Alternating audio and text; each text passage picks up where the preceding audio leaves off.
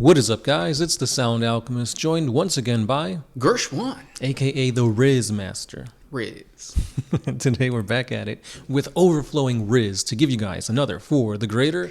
This is a video series where we answer the questions left by you, the viewer. If you have a question for us, comment down below. Put a question in front of your question because we get to those questions first. Also, if you want to support the channel, hit us up with the super thanks. If you do, you could ask us a question, ask us anything you want, and you will be part of the Greater WAAAGH forever because we will answer that in the next episode. Do you want to lead a Greater WAAAGH? Then give us a super thanks. And that is what Robert Hood has done. He has become the prophet of the wall by saying, thanks for all the sweet content. Oh, thank you, man. Yeah, I didn't know we were that sweet. Watch out, you'll get cavities. Okay. But anyway, let's go ahead and go to the actual question of the day. By Pirate Hunter 1, he says, given the Emperor's age, could it actually be his fault that the surge of Psykers happened? Genes throughout humanity activated after a few centuries and awoke humanity's psychic powers. So traditionally, within the lore of 40K, the reason that there's a huge Psyker awakening, it was tied to the birth of Slaanesh. Yeah, so Slaanesh was created in part, obviously, by all these, I guess you could say, sentient beings having a sense of ecstasy, pleasure, access. But the main cause is the Eldar themselves. Yep. The Eldar had their golden time, the time where everything was flourishing, and they were doing a bunch of orgies. They were excessively gaining all these emotions, these feelings, these thoughts. They were at the height of their power and the height of pleasure. And because of this created so much emotions in the warp that these beliefs manifested into a god, Slaanesh. Yeah, so think of it as once the Eye of Terror was created, because that's basically the epicenter of the creation of Slaanesh, there was an explosion, and that wave of psychic energy went straight through Terra, straight through all the planets that existed because of the Dark Age of technology, and that's when a bunch of navigators were born. There were just Psykers in general were boosted. Yeah, so not so much the Emperor. Right, which at one point you could say this is the best thing for humanity. This is their next step in evolution. Humanity was always meant to be this psychically powerful race.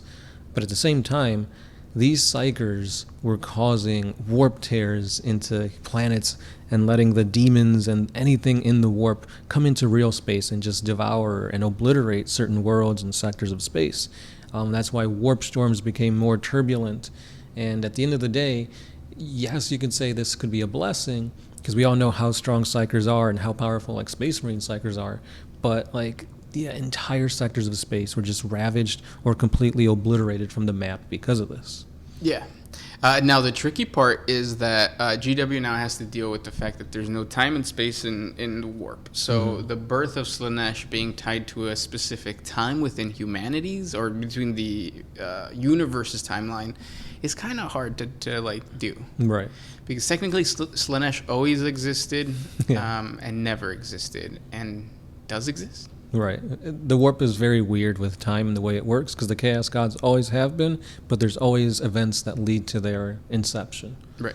And another thing, too, when reading the Horus Heresy, it's kind of implied that the Emperor knew that humanity was moving towards this next step in evolution, and a bunch of Perpetuals kind of knew that, too, and that's where the schism kind of appeared, where the Emperor wanted humanity to be forced into this evolution of becoming Psykers, while other sectors of thoughts, other Perpetuals thought that no, humanity should stay away from the psychic to further, like the Cabal, they didn't want humanity to become Psykers because that's going to fuel chaos, and obviously that's not a good thing. So that's where a lot of different parties and thoughts and ideologies came to pass. So it's did the Emperor know this was going to happen and kind of allowed the Eldar to continue their golden age? And that's why the Emperor didn't really send out or fuel the Imperium to go and take out the Eldar before this could happen. There's a lot of theories and speculation on that. Also, if he even knew, because it could be that he was just on the fence of like you said, I don't know if this is going to be good or bad for humanity, so now what? Exactly. There's something else though that you said in that. I think. No, yeah, that's it. That's it. Next question. This one's by The Patient Artisan. Are there any canon lore entries that actually give us any insight to the actual physical capabilities of Vindicare assassins? In other words, if a Chaos Astartes warrior came across a Vindicare assassin, is the marksman's enhanced strength, speed, reflexes, and cognitive abilities enough for the Vindicare to survive the encounter, or is he basically just good at shooting long range? Facing an encounter, I don't think he would survive. And evidence of that is like within the Horus Heresy, when Horus was going to be murdered by a Vindicare assassin. As soon as he was found, he was killed. Yeah. Each assassin is made for a particular type of job, and they excel tremendously in that one job.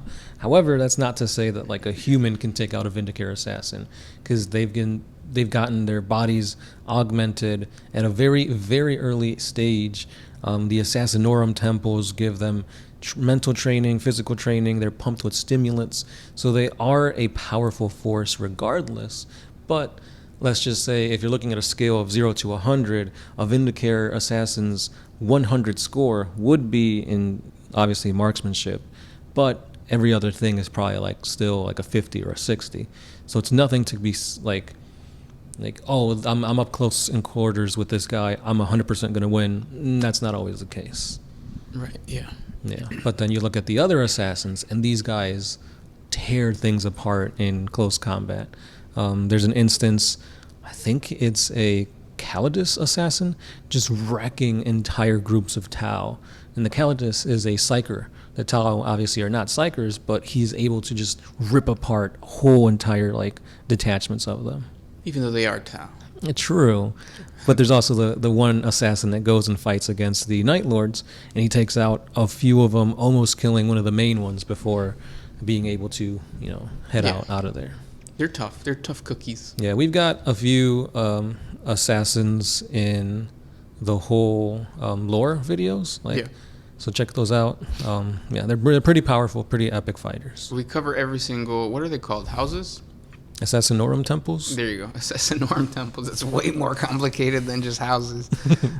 Speaking about houses, though, I heard that on the tabletop you can play an assassin alongside your knights, and it's a really good combination. Yeah. Especially if you make him your warlord. So if anybody gets like slay the warlord as a secondary mission, it's going to be tough. Mm-hmm. He can't be targeted, I heard, somehow, some way. Yeah. Knights are really good too in this edition. Mm-hmm. So putting the two together, you're in a good position. Next question comes from C_P2947. Do you think that the Necrons will join the fight with the Ultramarines against the Tyranids in the 10th edition story arc? That's already happened with the Blood Angels. Like the Necrons joined the fight against the Tyranids, kind of. Yeah. So I don't think GW is going to do that again. Right. The Necrons kind of already had their time to shine in 9th edition. The Silent King came back. We got a new Catan and the Void Dragon. Their lore was expanded upon, and then nothing happened. Yeah, and hopefully that doesn't happen with the Tyranids. Even though like the new models are really cool. What did you think of the Norn Emissary? Yeah, the Norn's Emissary and the Norn's Assimilator. Yeah. Lore-wise, I thought they were amazing. They're able to take on squads of Custodes and pretty much take them out completely. But again, he's fighting against a named Custode, so he wasn't going to win. But yeah, these guys are apex predators. Their model looks amazing. It reminds me of like the Kaiju, like a Godzilla-esque type Tyranid. So yeah, I really like this model. Even though I heard he's probably as tall as an Eldar Wraith Knight. Okay. So when I first saw it, I thought it's going to be a giant ass thing. Mm-hmm. So it's not terribly like. Yeah, it's not a Titan, right? But it's still pretty big. Yeah, and it is funny that it's an assassin, right? But it's that huge. Yeah. Cool model though. I like the look of the Assimilator's face. Mm-hmm. I wonder if it's hard to build with all those little like bits and parts and pieces. I bet. Yeah. Next question. This one is by. I have one from Benjamin Manning, 5309. Go ahead while I try to figure out how to pronounce this. Given that they can one-shot Imperial Titans, how much damage can a Necron Overlord's Tachyon arrow do to a Primarch? A lot of Necron questions. Yeah, so the Tachyon arrow is insanely strong, like physics-defying, can take out entire So it depends, because depending on who's writing the novel and how much power is put into the Tachyon arrow, they can take out like entire cities to like chunks of a planet, to sometimes even taking out a Catan.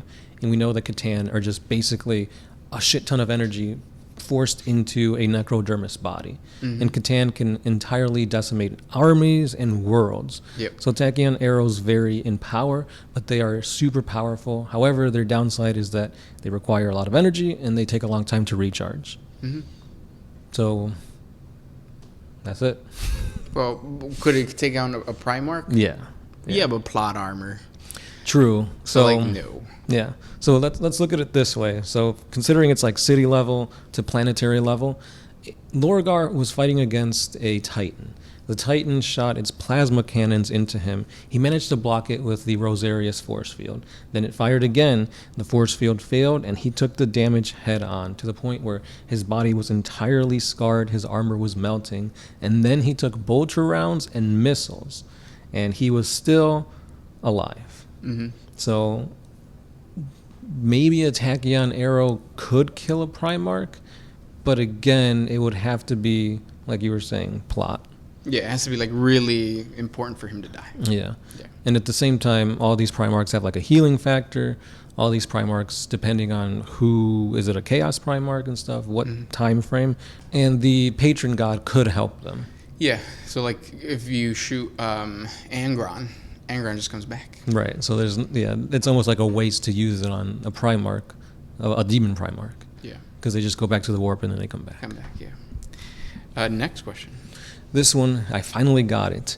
Triplet. So the traitor Primarchs got their statues covered on the Imperial Palace, and they were not subjected to damnatio memoriae. My theory is taken from discussions with other players. Luca, I give credit to you, at local GW shops. So I think that the Lost Primarchs have few data that points to their involvement with the Rangdang Xenocide campaign. Given the nature of mind controllers of the Rangdan and the unprecedented level of threat of the Imperium, they were probably willingly or unwillingly siding with them against the Imperium. So basically, why is it that the Rangdang genocides and these lost/missing Primarchs were covered from history, but Chaos Primarchs were not? I think it was more of like, it was a big deal. It was an entire galactic civil war, and there's no way to kind of erase that. Even though a lot of things were destroyed. So the planets of the Primarchs were completely destroyed, and they're quarantine planets now.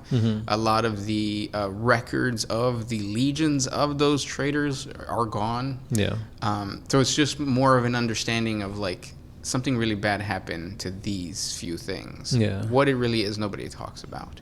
So I guess it's almost like when, like, if you live in the U.S. and they talk about like a war, they're not giving as much information about the other side. Right. You know they exist, but they're not going to tell you the causes that they had. Yeah. So the way I see it is, history is written by the victor. Yeah. And when the Horus Heresy happened, the victor barely managed to win, to the point where Malkador was not there anymore. The Emperor was interred on the Golden Throne, and the Primarchs were pretty much scattered. So who was in charge of covering everything up with the lost legions? The Emperor and Malkador. Who was missing from this? The Emperor and Malkador. So there was no really, like, the head of the Imperium was missing, and everybody was just kind of scrambling to figure out what's going on, what do we do next, how do we proceed from here. That's why the second Imperium, is that what they called it? The Imperium Secundus was created, because nobody knew what was going on. So because of that, it was so difficult to hide the events of the heresy, to the point where, I guess you could say, with the Rangdang Xenocides, it was only one Primarch. This, it was half. So that's what made it so difficult to hide the war against Horus and Chaos. Yeah, humanity's most powerful Psykers are gone. So you can't really wipe people's minds if they're not there. Yeah. Those were good questions. If you guys have more for us, please comment down in the comment section below. Thank you guys so much for hanging out with us, and we'll talk tomorrow. That's right, guys. Keep those questions coming, and of course, put question in front of your question, because we get to those questions first. As always, it's been the Silent Alchemist, Gershwan, and we are out of here.